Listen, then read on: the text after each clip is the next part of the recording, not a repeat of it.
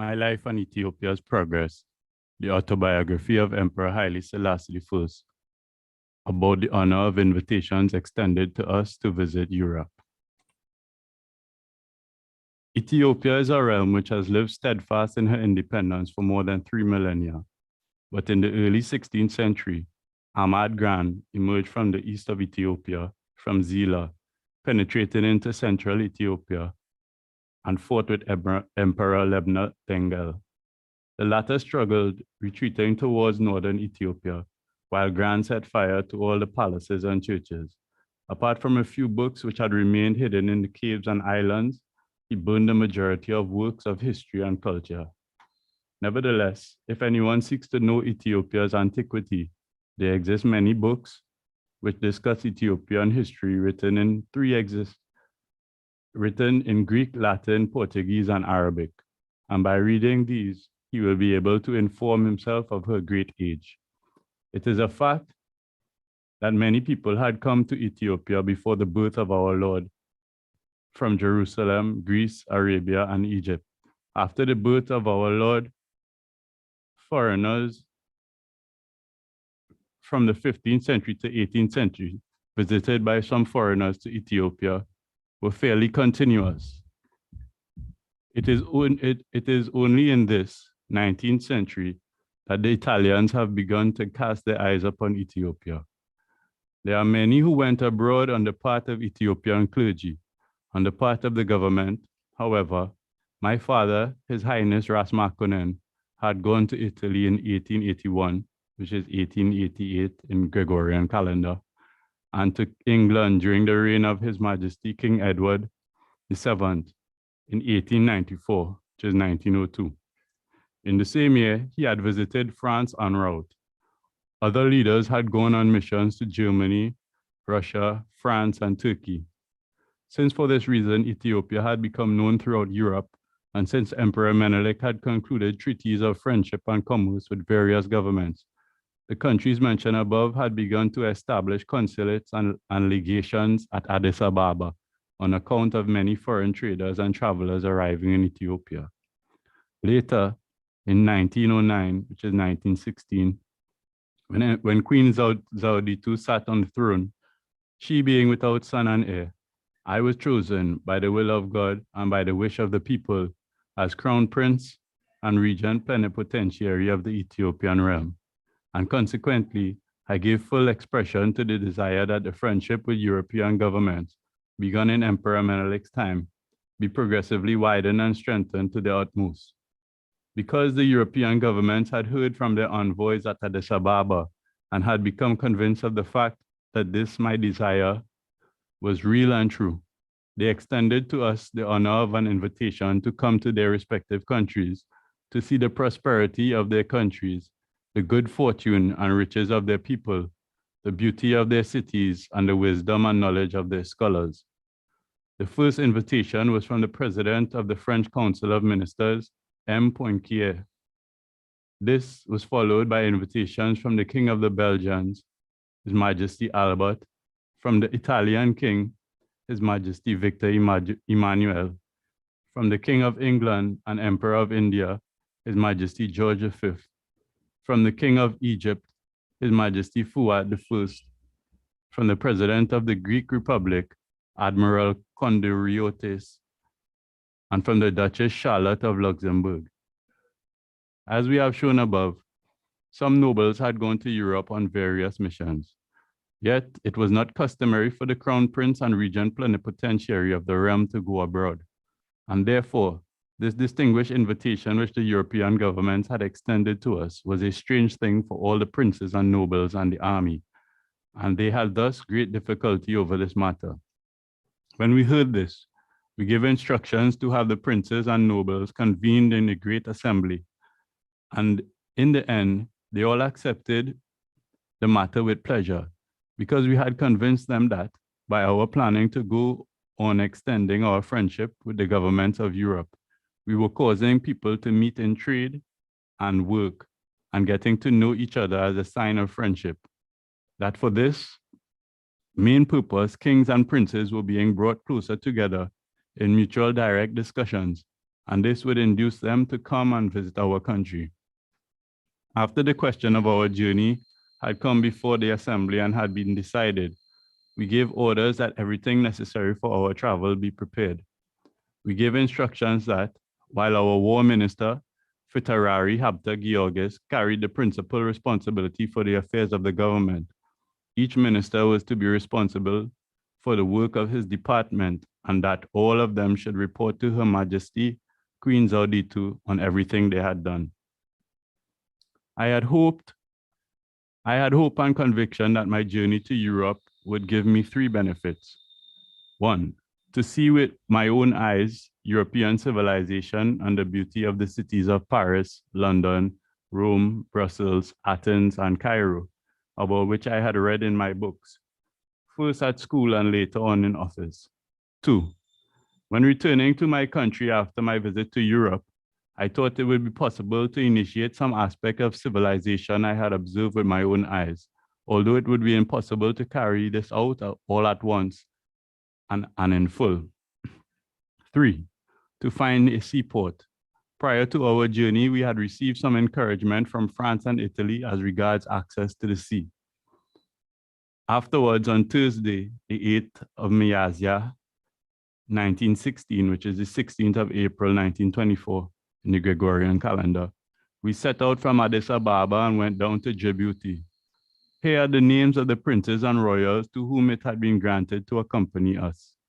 Ras Haile Takla Haimanot, Ras Seyum Mangasha, the Jazmach Nadao Aba Walo, the Jazmach Gasasa Walda Hana, the Jazmach Gabra Selassie Baria Gaber, the Jazmach Mulugeta Yegazu, the Jazmach Haile Selassie Abaina Ligaba, Wadaje Webe, Blata Heru Walda Selassie, Lij Makonnen and Dal Kachau, the Jazmach Wand, Bawasan Kasa, Ato Sale, Sadalu.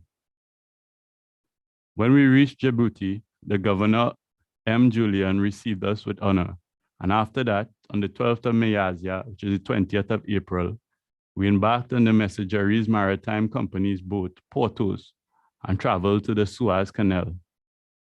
As we reached the Suez Canal, an envoy of His Majesty King Fuad arrived and transmitted to us the king's greetings. The patriarch, Abuna Kyrillos, sent Abuna Johannes, who became patriarch later on, and gave us his blessings.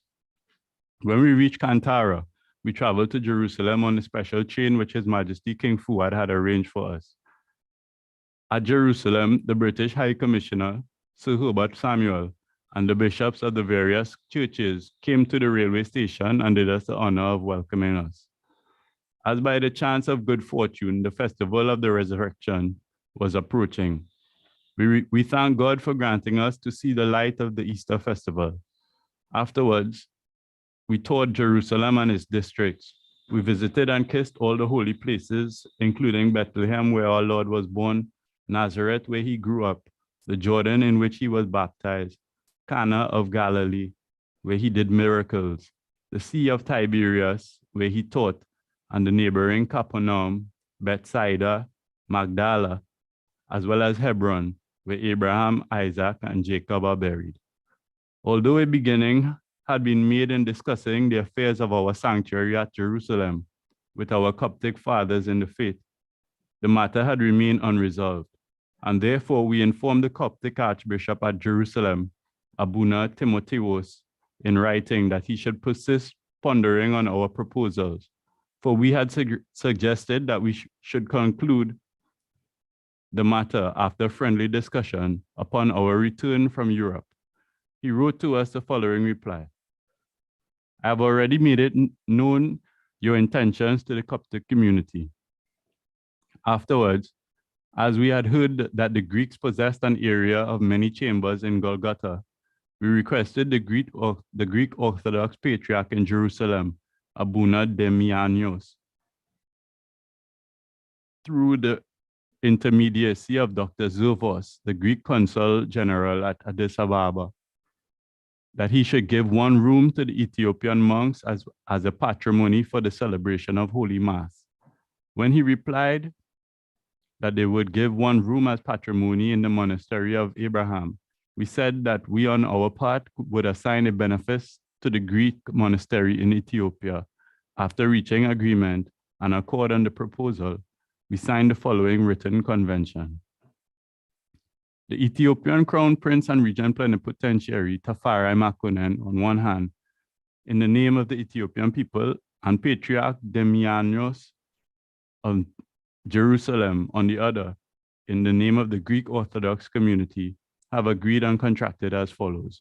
First, His Beatitude Demianos and in his capacity as Greek Orthodox Patriarch of Jerusalem and all Palestine, in the occasion of the visit of pilgrimage to Jerusalem of the Ethiopian Crown Prince and Regent Plenipotentiary, while desirous to manifest his great good intention for the Ethiopian people and the staunch friendship which has existed for a long time between the Ethiopian people and the Holy Church in Jerusalem, has assigned to the Ethiopian people as outright patrimony a room in the Holy Monastery of Abraham near the Church of the Holy Sepulchre. The length of the room is 18.7 meters, its width is 8.95 meters, and its height 4.95 meters. The room being the basement underneath the dining hall of the Fathers has a strong vaulted ceiling. Its ancient door leads to the place where the Holy Cross was found. This room has been given for the requirements of the service of the Ethiopian clergy. Second, this room is to be connected by a door to Deir el-Sultan. It shall be the duty of the Ethiopians to have the opening made. The Patriarch will extend his help so that this door be opened. Third, the two front doors leading to Abraham's monastery shall be closed, but the windows are not to be blocked. Fourth, it is not permitted to sell, to exchange, or to mortgage this room or to assign it to any other purpose except to the service of the clergy mentioned above. Fifth, before this room is redecorated, it is necessary to inform the Patriarch. He will send a person expert in this kind of work. Sixth, if someone else comes along laying claim to the room given to the Ethiopian community, His Beatitude, the Patriarch accepts responsibility to argue the case. As the Crown Prince of Ethiopia and Regent Plenipotentiary, His Highness Tafari Makonnen desires that the friendship which exists between the Ethiopian people and the Patriarch be strengthened. He has granted permission that a representative of the Patriarch should permanently reside in Ethiopia, that the following gift be handed over, and the deed be inscribed in the land register in the name of the Patriarch in accordance with the custom of the country. The gift is as follows: 5 gashas of arable land for the church and residence of the clergy, located no further from Addis Ababa than a day's journey. 2, he will provide 1 gasha of land for the building of the convent and the church in the neighborhood of Addis Ababa in the Gulale or Shola regions. These 6 gashas of land, it has been agreed, are not to be transferred for whatever reason to a non-Orthodox community or a non-Orthodox church. 7th, the 2 parties who have made these mutual gifts have caused this convention to be made out in 2 equal copies and have set their seals and signatures to it. Written in the holy city of Jerusalem on the 16th of Miyazia, 1916, which is the 24th of April, 1924. But as it was not the will of God, this treaty never came into force. After we had concluded our business at Jerusalem, we went to Cairo by train on Miyazia 23rd, which is the 1st of May, 1924. At Cairo, His Majesty King Fuad received us with honor at his palace. Our pleasure was exceedingly great when both of us expressed wish in our discussions to go on in future developing the friendship which had remained firm between our 2 governments since ancient times. On the next day, the Patriarch Abuna Kyrillos informed us of his intention to hold Mass and prayer in our honor in the Church of St. Mark, and we went to the church. The Patriarch, suffering from the weariness of old age, was seated on his throne by the altar and gave us his blessings. As the churches of Egypt and Ethiopia were in a relationship of mother and child, and because of the Patriarch had for so long the desire and intention of coming to Ethiopia to see his children in faith. He spoke at length of his sadness at his continued inability to come on account of the distance, while at the same time revealing the fulfillment of his desire and thought at seeing with his own eyes our arrival at Cairo today. Afterwards, while we were in church, the patriarch entered the reception hall for guests at one side. We having brought him in order to honor our father in faith, a golden crown and golden cross, a golden staff, a silk tunic embroidered with gold, and a cape. He was therefore waiting for us wearing the crown and cape, holding the golden cross in his right hand and the golden staff in his left. He was thinking to please us, although because of his great age and weariness, he was not really capable. As we entered the hall from the church, he attempted to receive us standing, but he was not able to do so. Although we were pleased in our heart at seeing his holiness in this dignity, we felt much grief at thinking of his old age and weariness. The following are the sites which we visited during our stay at the Cairo, and which we have remained memorable to us: the pyramids and the Sphinx, the Great Museum of Antiquities, the great schools and hospitals of the government of the Copts, the old churches of early times, the antiquities of Luxor, and the tomb of Tutankhamun, which had been discovered at the excavations nearby, as well as great mosques and famous Islamic college called Al-Azhar. Subsequently, we saw 4 students from Ethiopia. We were pleased as their teacher said they would return to Ethiopia within 2 years upon conclusion of their studies. From Cairo, we went to Alexandria and paid homage at the tomb of St. Mark. We then saw the school at which they are teaching more than 4,000 boys, and which had been instituted near the church by Abuna Johannes, the Deputy Archbishop of the See of St. Mark.